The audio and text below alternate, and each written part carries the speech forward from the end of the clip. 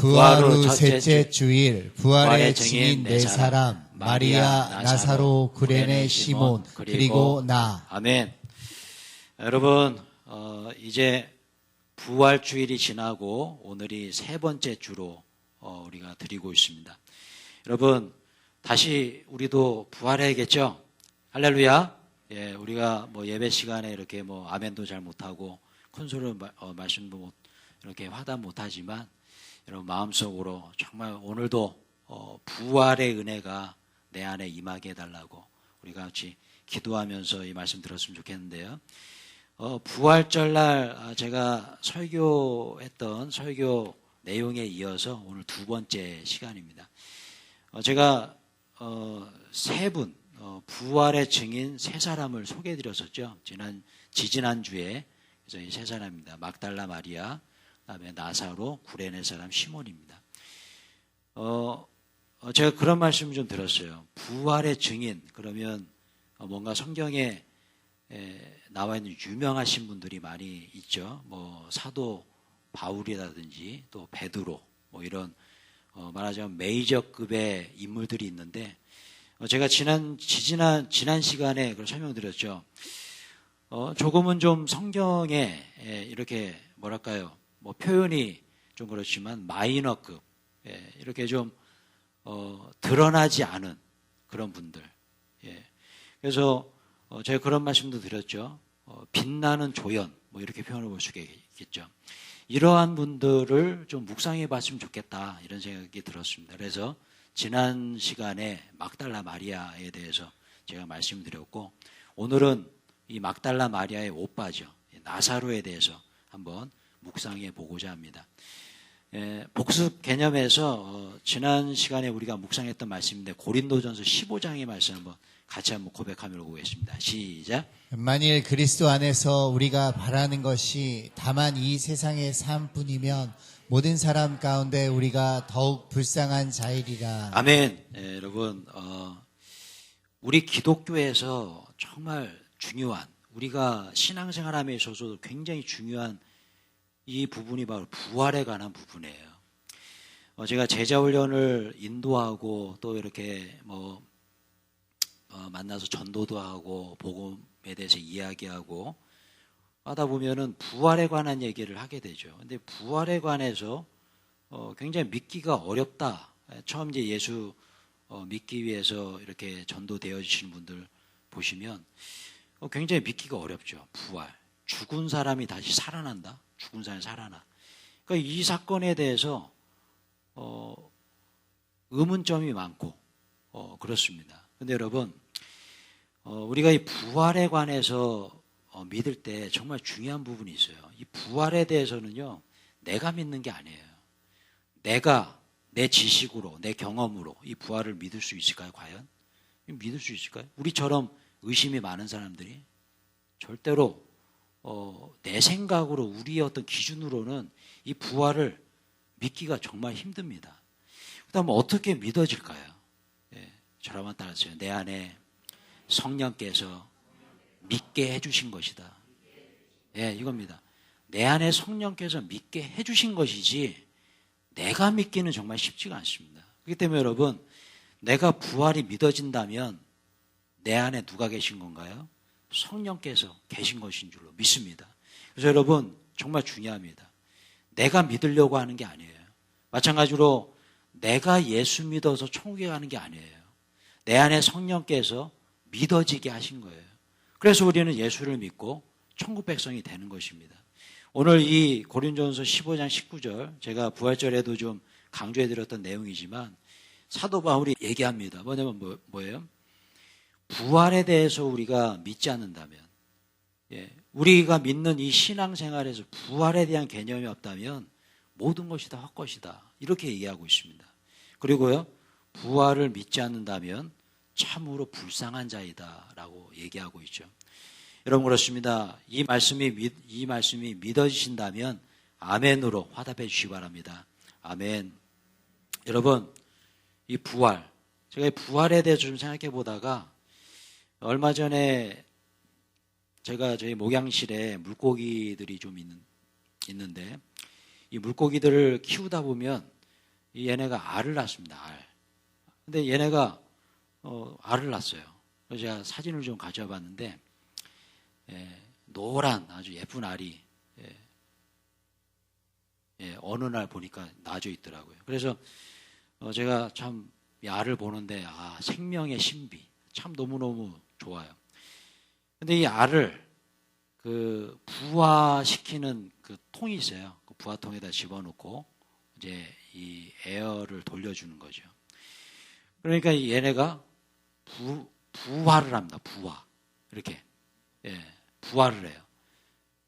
굉장히 귀엽죠. 얘네들이 어떤 애들이냐면 이 그 어항의 이런 벽면 이런 데 있죠. 이런 데를 이렇게 쪽쪽쪽 빨아먹으면서 이끼도 먹고 뭐 그런 애들이에요.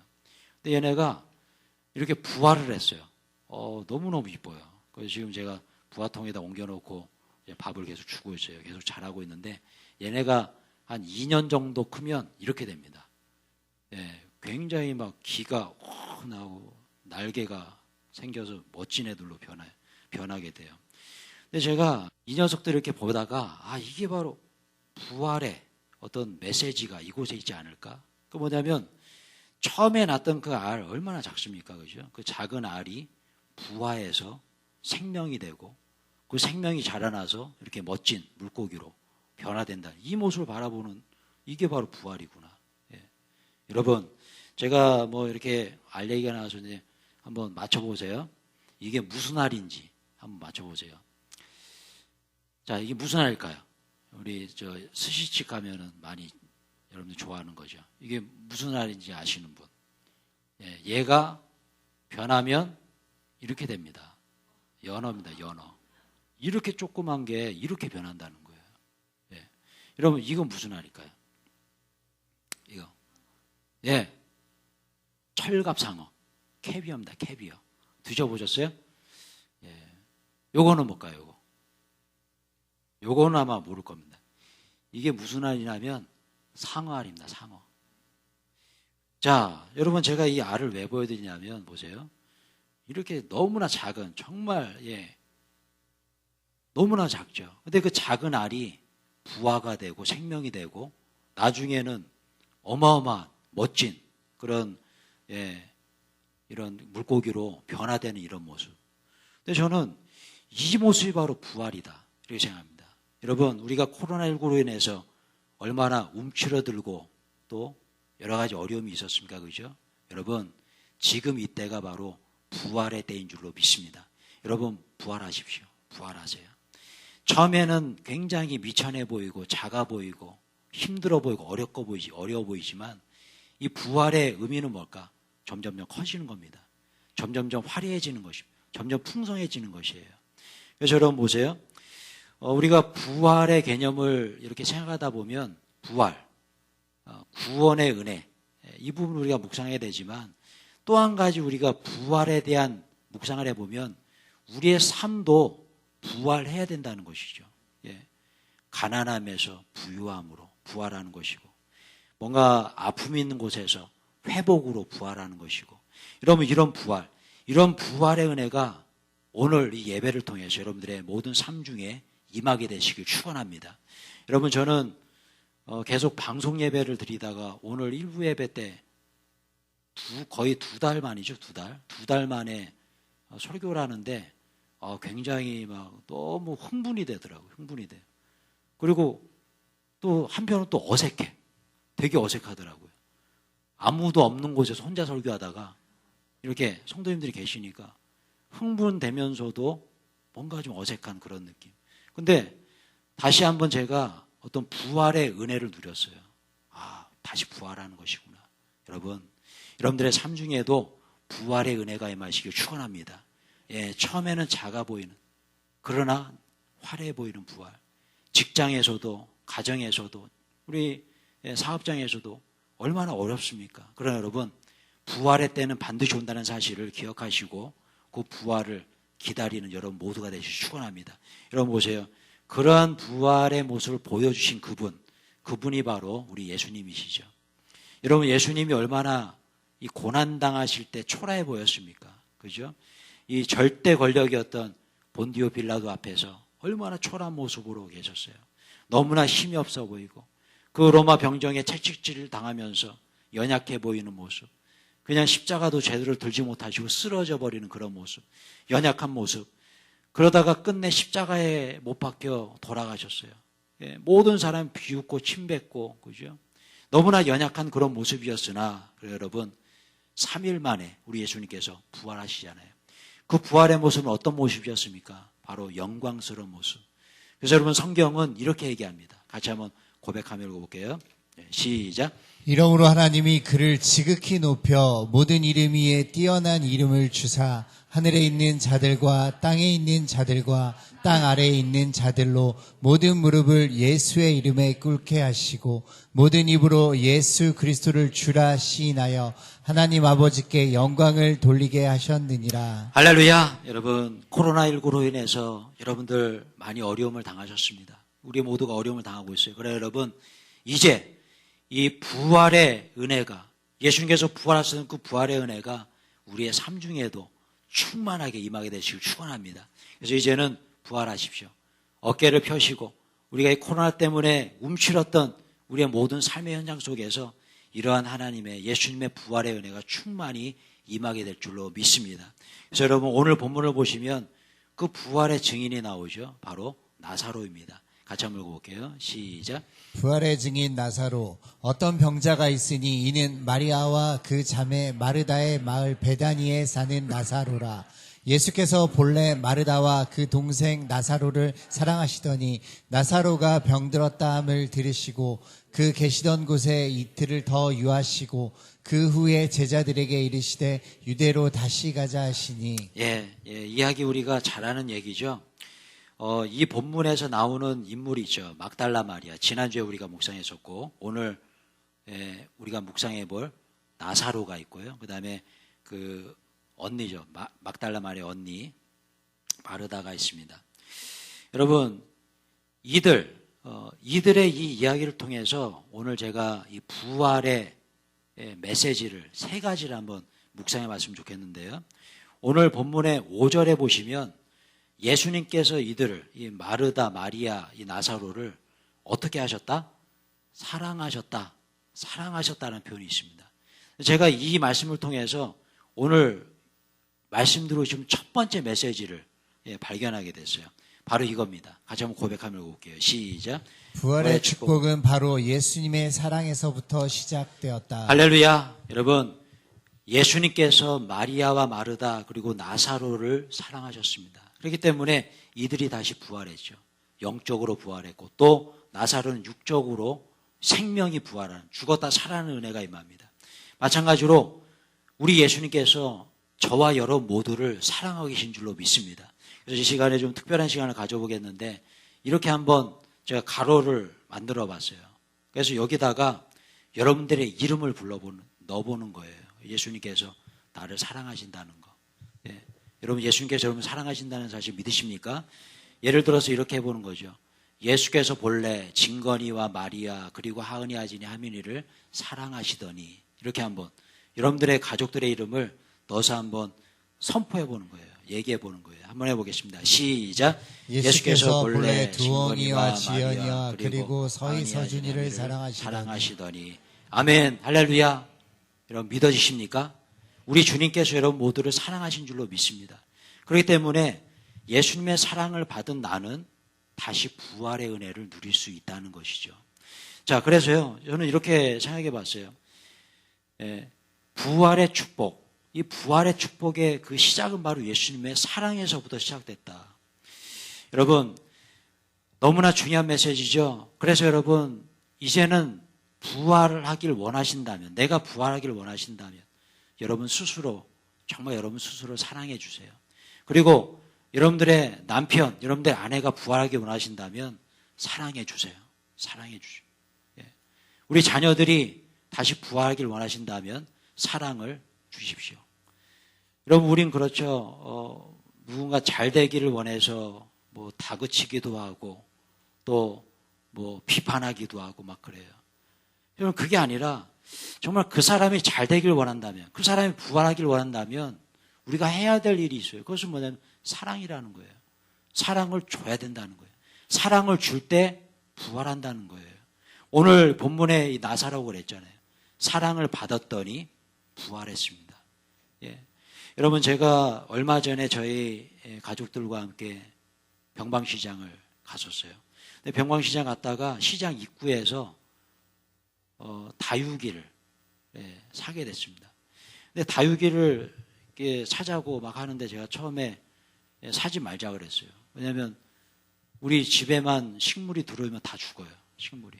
그래서 저희 아내한테 사도 또 죽는데 사지 말지.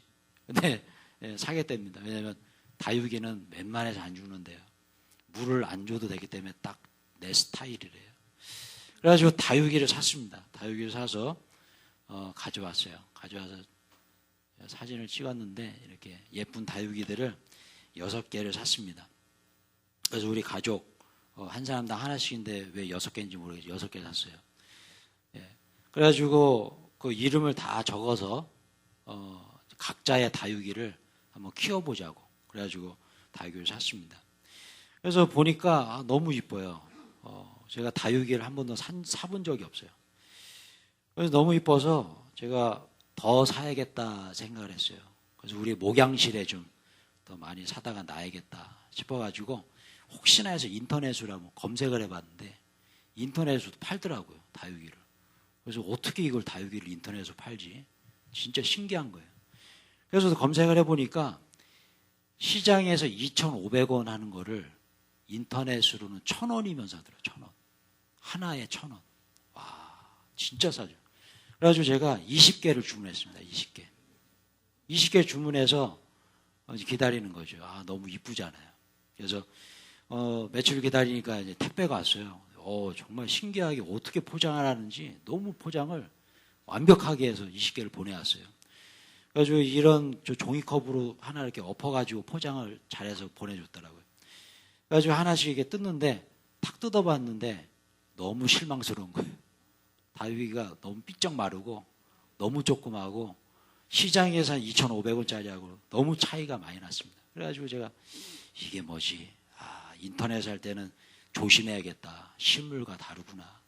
거기에 나와 있는 그림, 사진들은 막 휘황찬란하고 멋진데 그래서 너무 좀 실망이 좀 컸어요. 너무 조그맣고 빼쩍 마르고 그래가지고 그래도 뭐 어떻게 합니까? 키워야죠. 그래서 잘 키워야겠다 싶어서 제가 우리 하민이가 유치원에 갔습니다. 그래서 우리 하민이하고 체험학습을 좀 해야겠다. 그래가지고 인터넷으로 또 분갈이용 화분을 또 100원짜리를 하나에 100원이에요. 주문했습니다. 그래가지고 저희 하민이랑 정성스럽게 분갈이를 이제 하는 거죠. 그래서 체험학습을 하는 거예요. 자, 분갈이 해놓고 저희 목양실에다가 20개를 쫙 깔아놨습니다. 어항에도 올려놓고 막 올려놨어요. 근데 제가 정말 놀랍더라고요. 왜 놀랍냐면 처음에 오픈했을 때 정말 빼쩍 말라가지고 조금 해가지고 그랬던 다육이들이 한 2주가 지났어요. 2주. 한 2주가 지났는데 통통해진 게 너무 이뻐지는 거예요. 와. 그래서 제가 이 목양실에 갈 때마다 얘네들 저를 반겨 맞아줘요. 얘네가. 그러면 사랑해주고 이뻐해주고 미스트도 한 번씩 뿌려주고 물 너무 많이 주면 안 된다고 하더라고요. 그래서 이렇게 사랑을 줬더니 얘네가 이뻐지는 거예요. 야, 이거 정말 신기하다. 예. 여러분, 이것이 바로 진리 아니겠습니까? 사랑을 줬더니 부활해요. 예. 오늘 예수님께서 나사로를 사랑했습니다. 사랑을 줬더니 죽음에서 부활합니다. 그죠? 마리아와 마르다가 회복하는 영적 회복을 이루고 여러분 우리도 마찬가지입니다. 여러분 주변에 누군가 힘이 없고 부활해야 될 분이 있나요? 뭔가 좀 육신의 질병 또 마음의 아픔 뭐 이런 어려움을 겪고 계신 분이 계십니까? 그럼 뭘 해야 될까요? 사랑해 주십시오. 사랑을 주세요. 부활하더라고요. 이 다육이들이 뭘 알겠어요? 저의 사랑을 받은 다육이들이 부활한 것처럼 마찬가지로 우리 가정도 마찬가지고 내 주변의 모든 사람 다 마찬가지입니다. 오늘 본문에 나오는 이 나사로도 마찬가지예요. 그렇게 예수님의 사랑을 받았더니 이렇게 부활합니다. 같이 한번 읽어볼게요. 시작. 돌을 옮겨 놓으니 예수께서 눈을 들어 우러러 보시고 이르되 아버지여 내 말을 들으신 것을 감사하나이다. 항상 내 말을 들으시는 줄을 내가 알았나이다. 이 말씀을 하시고 큰 소리로 나사로야 나오라 부르시니 죽은 자가 수족을 베인 그 얼굴은 수건에 쌓였더라. 예수께서 이르시되 풀어놓아 다니게 하라 하시니라. 아멘. 여러분, 나사로를 사랑하셨던 예수님, 그 사랑을 받은 나사로 어떻게 했습니까? 죽음에서 부활했어요. 죽음에서 부활했어요. 여러분, 우리는 지금 살아있지만 때로는 우리의 영혼육이 죽어 있을 때가 있습니다. 그죠? 여러분, 다시 부활하기 위해서는 어떻게 해야 될까요? 사랑해 줘야 됩니다. 우리는 그렇죠. 괜히 남편이 옆에서 인상 쓰고 있고 그냥 우거지장 쓰고 있으면 화내잖아요. 왜 그렇게 우거지장 쓰고 있냐고.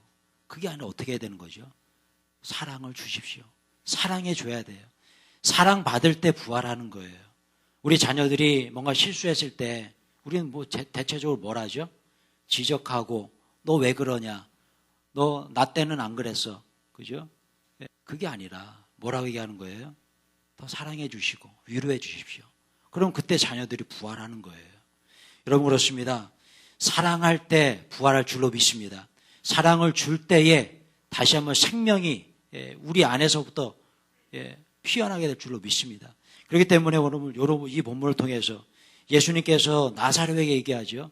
나사로야 나오라 그럽니다. 나사로야 나오라. 그 무덤이 뭡니까? 이 무덤을 보세요. 이 무덤이 뭐예요? 우리의 모든 삶의 어려움, 죄악의 상태 이런 곳에서 나오라. 예수님께서 우리에게도 찾아오시지 않습니까? 죄악 속에서도 우리들을 향해서 구원의 은혜를 베풀어 주셨고 무덤에서 나오게 하셨어요. 혹시 여러분 중에 코로나19로 인해서 무덤 속에 갇힌 자가 계십니까? 여러분 그런 분이 계시다면 그분을 향해 선포해 주세요. 사랑의 선포를 주십시오. 그때에 무덤에서 나와 부활하게 되는 은혜가 임할 줄로 믿습니다.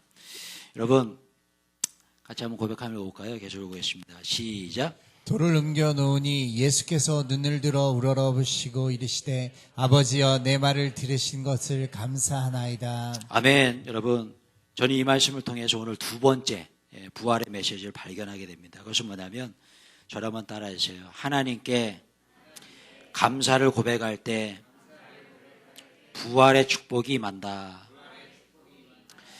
여러분 탈무드에 보면 이런 말이 있습니다. 한번 읽어보세요. 시작. 혓바닥에게 감사합니다는 말을 버릇들이기 전엔 아무 말도 하지 말라. 우리의 혓바닥에 감사합니다라는 말이 버릇들기 전에는 아무 말도 하지 말랍니다. 이 얘기는 뭡니까? 우리의 말의 시작은 감사부터 나와야 된다는 거예요. 감사. 그죠?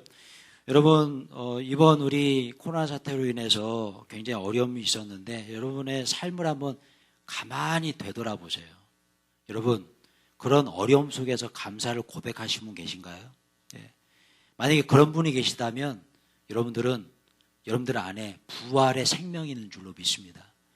어려운 중에 감사를 고백하는 것. 코로나19로 인해서 저는 솔직히 계속 예배를 못 드리게 되니까 굉장히 뭔가 마음이 되게 힘들었어요. 거의 두 달을 예배를 우리가 현장 예배를 못 드렸죠. 왜 그럴까? 감사가 잘 안 나오는 거예요. 근데 여러분 어느 날 홀로 교회에서 기도하는데 그런 감사의 마음이 드는 거죠. 감사의 마음. 감사를 고백하는데 내 영혼이 소성케 되는 그런 체험을 제가 했어요. 여러분 마찬가지 아닙니까? 감사를 고백할 때 부활의 은혜가 임하는 거예요. 여러분 메추엘리라는 신학자가 있습니다. 이 메추엘리라는 사람이 어느 날 이제 외딴길을 가다가 강도를 만난 거예요. 그 강도를 만나서 심하게 구타당하고 피투성이가 돼가지고 가지고 있던 여비도 다 빼앗겨 버렸습니다. 그래가지고 이 사람이 겨우겨우 집에 막 기어와서 겨우겨우 와가지고 집에 도착하자마자 한 일이 있대요. 그게 뭐냐면 바로 주님 앞에 감사의 기도를 드렸답니다. 같이 한번 읽어볼게요. 시작.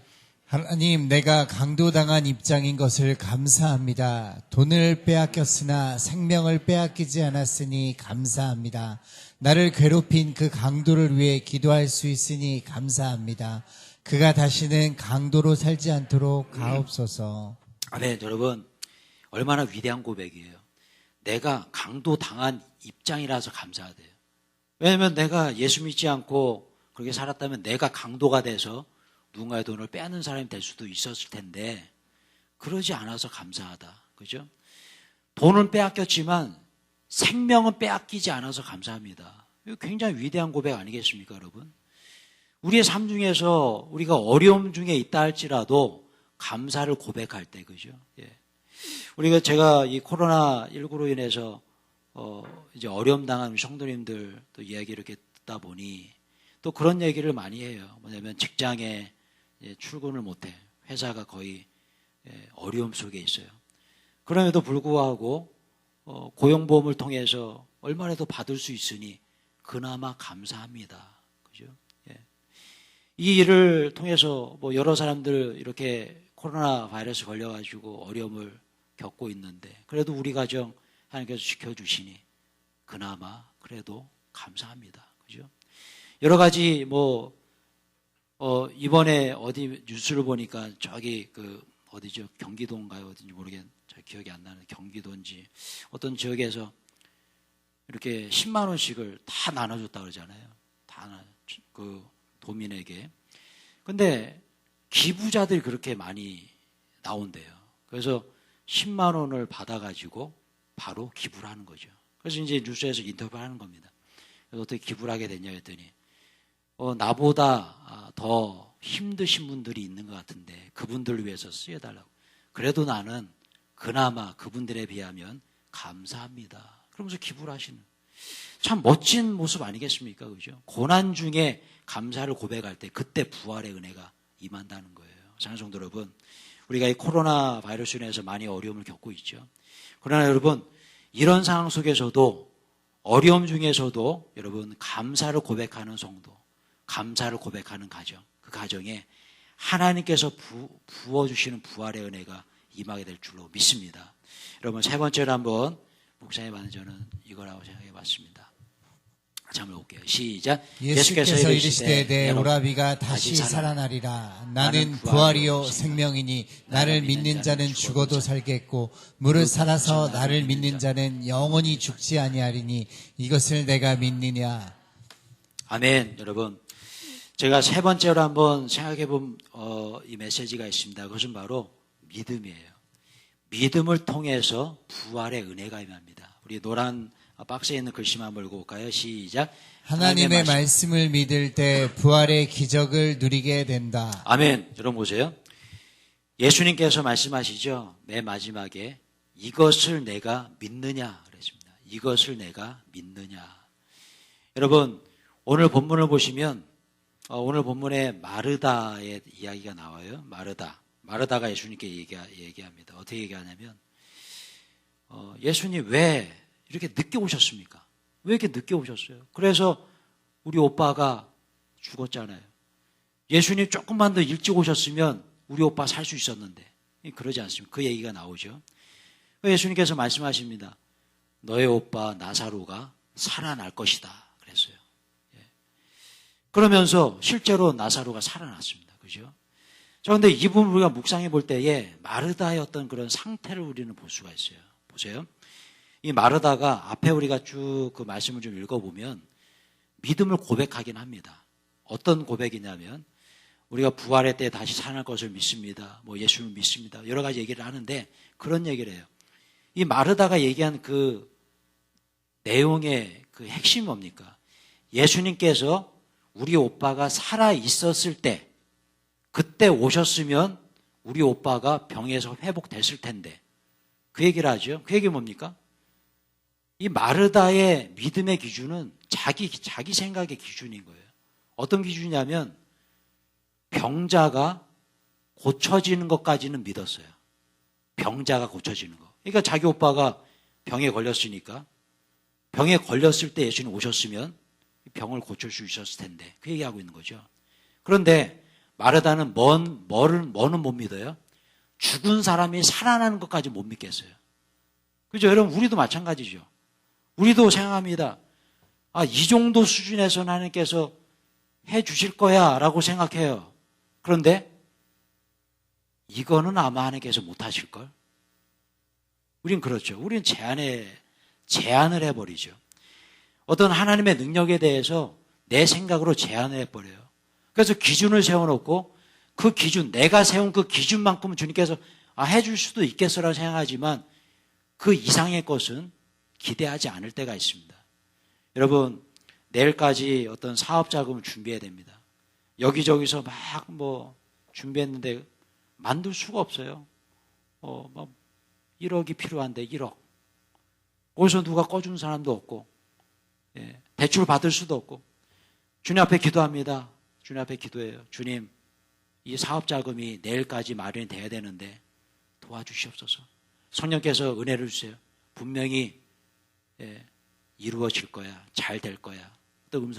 어떤 응답을 받았어요. 그러면 믿고 가야 되는데 우리는 그렇잖아요. 또 기도해놓고 무슨 이게 또 생길까? 이게 어떻게 될까? 그죠? 중병에 걸려서 여러 가지 어려움이 있어요. 아픔이 있어요. 이 질병 주님께서 고쳐주실까? 그죠? 여러 가지 시험이 있습니다. 시험에서 합격을 해야 돼요. 이거 합격이 될까? 그죠? 우리는 그래요. 항상 내가 생각한 기준에 맞춰서까지는 믿는데 그 이상으로 믿지 않아요. 오늘 이 마르다가 그런 케이스 아니겠습니까? 이 마르다는 눈으로 봤을 거예요. 병자가 고쳐지는 거 봤을 거예요.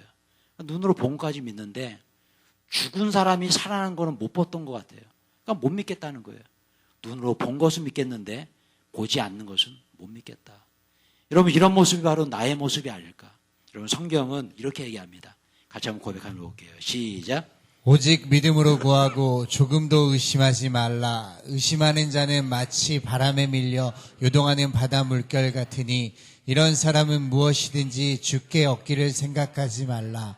두 마음을 품어 모든 일에 정함이 없는 자로다. 아멘. 여러분, 믿고 기도하셨다면 믿고 나아가시길 축원합니다. 믿었다면 의심하지 마시길 축원합니다. 이제 오늘 성전 우리 착공 예배가 있죠. 아까도 제가 광고 시간에 말씀드렸지만 우리가 예산한 것보다 조금 더 많이 나왔습니다. 가끔씩 그런 생각이 들어요. 물질이 없어서 참 어렵다. 그런 생각이 듭니다. 물론 우리가 성전 건축할 때에 이런 어려움이 있지만 저는 기도할 때마다 주님께 주시는 확신이 있어요. 그래서 뭐냐면 내가 일해 줄게. 할렐루야. 하나님께서 일하시면 되는 거 아니겠습니까? 근데 자꾸 우리는 내 기준에서 맞춰놓은 금액, 내 기준에서 맞춰놓은 어떤 상황, 이런 것을 맞춰놓고 그 이상이 돼버리면 걱정이 앞서고 힘들어질 때가 많습니다. 여러분, 그렇지 않습니다. 분명히 주님께서 해결해 주십니다. 믿음으로 나아가십시오. 주님의 말씀을 믿을 때 부활의 은혜가 임하는 것이에요. 여러분들의 가정도 마찬가지고 우리의 사업도 마찬가지고 직장도 마찬가지고 우리의 삶의 모든 것이 다 마찬가지입니다. 내 주관대로 세우는 기준으로 그 기준 삼지 마시고 하나님의 능력을 제한하지 마시고 여러분, 믿음으로 나아가실 때에 여러분들의 가정에 여러분 삶의 현장 속에 부활의 축복이 임할 줄로 믿습니다. 여러분, 말씀 맺고자 합니다. 우리 고 하용조 목사님이 계신데 이 목사님이 그런 얘기를 하셨어요. 어떤 얘기냐면 크리스찬은 태어나서 3번 운다. 3번을 운답니다. 첫 번째는 우리가 태어날 때, 출생할 때 한 번 운대요. 두 번째는 사랑하는 사람을 떠나보냈을 때, 사별했을 때 운답니다. 그리고 마지막 3번째는 뭘까요? 바로 우리가 하나님을 만났을 때, 그때 운답니다.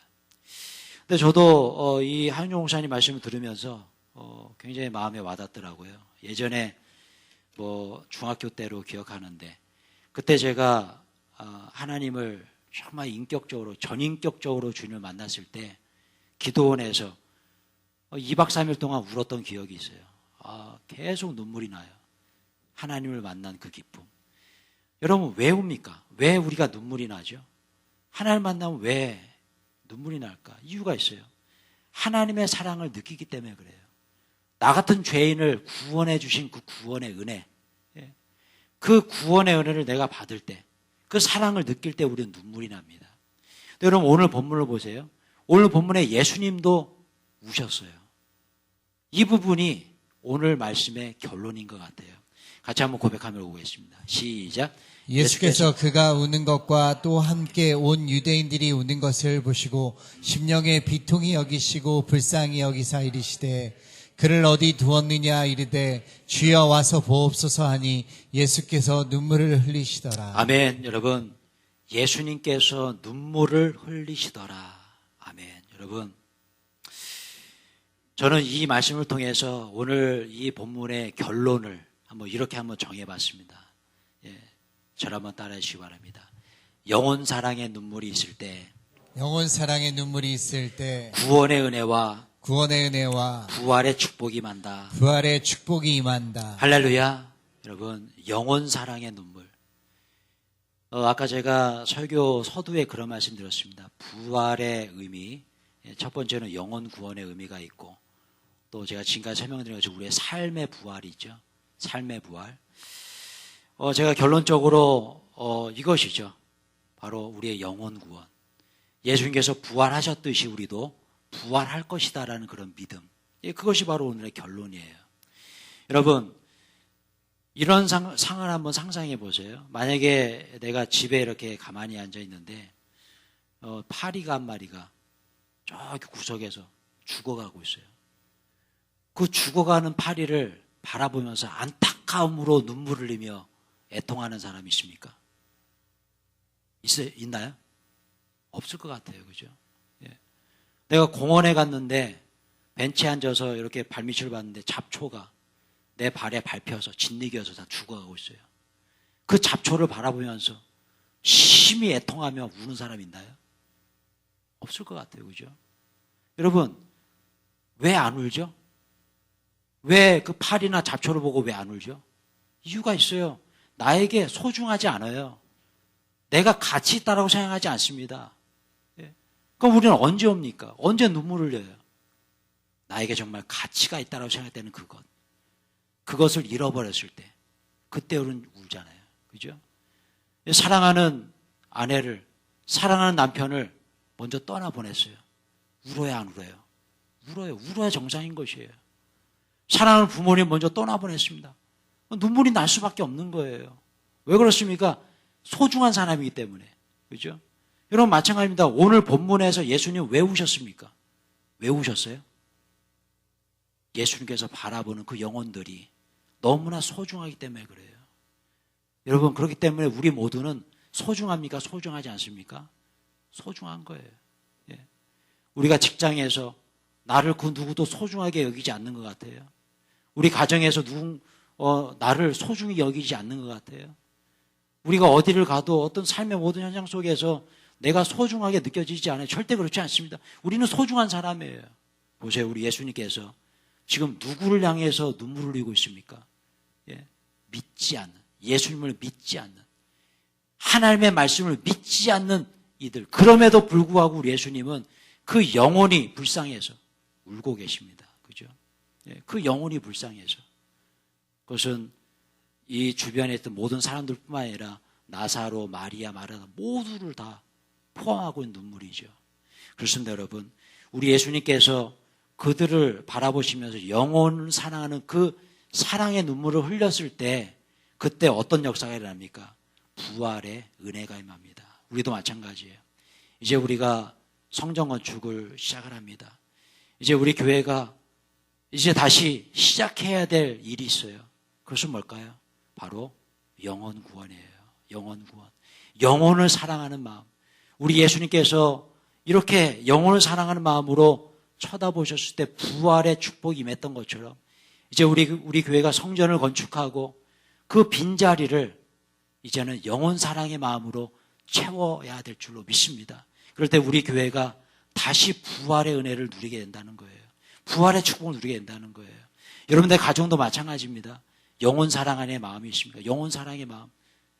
여러분의 남편을 바라볼 때에 정말 영혼을 사랑하는 마음으로 바라보시고 여러분의 아내를 바라보실 때에 여러분의 자녀들을 바라보실 때에 정말 영원 사나는 마음으로 바라볼 때에 여러분들의 가정에서 부활의 축복이 임하게 될 줄로 믿습니다. 여러분 고백하며 마지막 한번 읽어볼게요. 시작. 예수님처럼 울자 영혼 사랑의 눈물이 있을 때 부활의 축복이 임하게 된다. 예수님처럼 영혼을 사랑하며 울 줄 아는 성도가 되자. 그렇게 영혼 사람의 마음으로 내 주변의 모든 사람들을 대할 때 구원의 은혜가 임한다. 예수님과 같은 영혼 사랑의 눈물이 있을 때 진정으로 사랑하게 된다. 감사를 고백하게 된다. 하나님의 말씀이 믿어지게 된다. 예수님처럼 눈물로 기도할 때 사랑하는 사람이 구원받아 천국 백성이 되는 기적을 경험하게 될 것이다. 아멘. 아멘. 할렐루야. 여러분 코로나19로 여러 가지 어려움들이 많이 있습니다. 이런 어려움 속에서 더욱더 많이 사랑하시고 감사를 고백하시고 하나님 말씀을 믿고 영혼 사랑의 눈으로 서로를 바라보실 때에 여러분들의 가정에도 또 직장에도 사업체에도 주님께서 보신 부활의 축복이 임하게 될 줄로 믿습니다. 자랑스러운 크리스찬